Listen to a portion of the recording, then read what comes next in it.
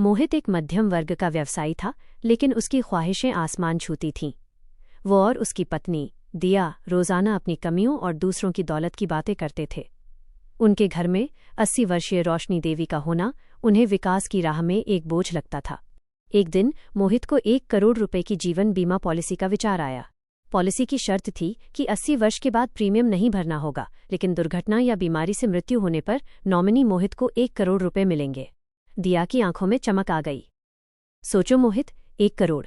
हम वो गाड़ी ले सकते हैं जिसके बारे में हम सपने देखते हैं, दिया ने फुसफुसाते हुए कहा। मोहित ने अपनी मां की बीमारी और वृद्धावस्था को एक अवसर के रूप में देखा। उसने किसी को बिना बताए मां के हस्ताक्षर किसी बहाने से लिए और 1 करोड़ रुपए की बीमा पॉलिसी करवा ली।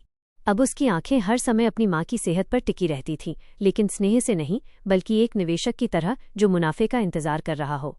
वो अपनी मां के लिए दवाइयां तो लाता, पर मन ही मन चाहता था कि कोई अनहोनी हो जाए। मोहित ने अपनी योजना को आगे बढ़ाने का फैसला किया। उसने बहाना बनाया कि वो मां को बहुत चाहता है और उन्हें एक दूरस्थ, ऊंचाई पर स्थित धार्मिक स्थल की यात्रा पर ले जाना चाहता है। मां, आपको हमेशा बद्रीनाथ जाने की इच्छा थी ना? इस बार हम चलेंगे, मोहित ने प्यार का दिखावा करते हुए कहा। रोशनी देवी, जिनका शरीर बहुत कमजोर था, बेटे के इस अचानक प्रेम से भावुक हो गईं।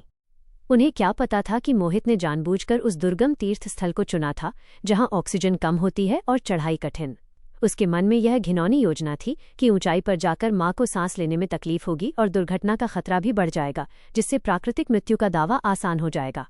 वे दोनों यात्रा पर निकले। तीर्थ स्थल पर पहुंचकर मोहित ने मां को एक कोने में बैठाया और ये कहकर दर्शन के लिए चला गया कि वो जल्द लौट कर आएगा। वो जानता था कि मां को सहारा दिए बिना उनका चलना मुश्किल होगा। वो उम्मीद कर रहा था कि वे गिर जाएंगी या तबीयत बिगड़ जाएगी। मोहित तो दर्शन में व्यस्त था, लेकिन वहां ईश्वर का चमत्कार शुरू हो चुका था। मोहित के जाने के कुछ ही देर बाद रोशनी देवी को ठंड लगने लगी और उनकी सांस फूलने लगी। तभी एक सफ़ेद वस्त्रधारी वृद्ध महिला, जो वहां की नियमित भक्त लगती थी, उनके पास आई। माई जी, आप इतनी कमजोरी में यहाँ क्यों बैठी हैं? उस महिला ने पूछा।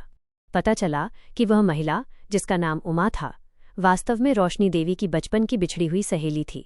दोनों बरसों बाद मिलकर भावुक हो गईं। उमा ने तुरंत रोशनी देवी को सहारा दिया, उन्हें गर्माहट दी और अपने साथ अपने अस्थायी निवास पर ले गई। उमा वहां वर्षों से रहकर सेवा कर रही थी और उन्हें पहाड़ों की जड़ी बूटियों का ज्ञान था। उमा ने स्नेह और देखभाल से रोशनी देवी की सेवा शुरू की। जड़ी बूटियों और शुद्ध वातावरण के कारण अगले कुछ दिनों में रोशनी देवी की सेहत में अविश्वसनीय सुधार हुआ।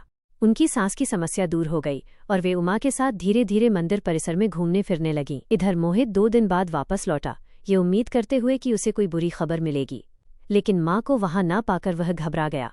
जब उसने ढूंढा तो उसने रोशनी देवी को उमा के साथ हंसते हुए देखा। मां सिर्फ जिंदा नहीं थी, बल्कि पहले से कहीं ज्यादा स्वस्थ और प्रफुल्लित दिख रही थीं। मोहित का सारा प्लान धरा का धरा रह गया। उसका लालच तुरंत डर में बदल गया कि कहीं मां को उसकी योजना का पता न चल जाए। रोशनी देवी ने मोहित को उमा से मिलवाया और खुशी खुशी अपने बचपन की बातें बताने लगी। मोहित को मां की आंखों में एक ऐसी चमक दिखाई दी जो उसके घर में कभी नहीं थी। उसने अचानक महसूस किया कि 1 करोड़ की दौलत कितनी तुच्छ है उस खुशी के सामने, जो मां ने अपने पुराने रिश्तेदार को पाकर और स्वस्थ होकर हासिल की थी। जब मोहित अकेला था तो उसे अपनी योजना पर शर्मिंदगी महसूस हुई। उसे एहसास हुआ कि उसने जिसे बोझ समझा था, वो उसके जीवन का असली आशीर्वाद थी। उसने चुपके से वो बीमा पॉलिसी फाड़ दी। जब वे घर लौटे तो मोहित ने सबके सामने अपनी गलती स्वीकार की। उसने अपनी मां के पैरों पर गिरकर माफी मांगी और रोते हुए कहा कि उसका लालच उसे अंधा कर चुका था। रोशनी देवी, जिनका दिल बेटे के प्यार के लिए हमेशा खुला था, ने उसे गले लगा लिया। उन्होंने कहा, मेरा बेटा, तू वापस आ गया, बस यही मेरे लिए 1 करोड़ है। उस दिन के बाद मोहित और दिया का जीवन पूरी तरह बदल गया। उन्होंने भौतिकवादी दौड़ छोड़ दी और मोहित ने मां की सेवा को ही अपना धर्म बना लिया। रोशनी देवी अब अपने घर में सिर्फ मां नहीं थी, बल्कि घर की खुशहाली और स्वास्थ्य का प्रतीक थीं। मोहित को वो जन्नत वापस मिल गई जो पैसों से नहीं खरीदी जा सकती थी, अपनी मां का सच्चा प्यार और संतुष्टि का जीवन।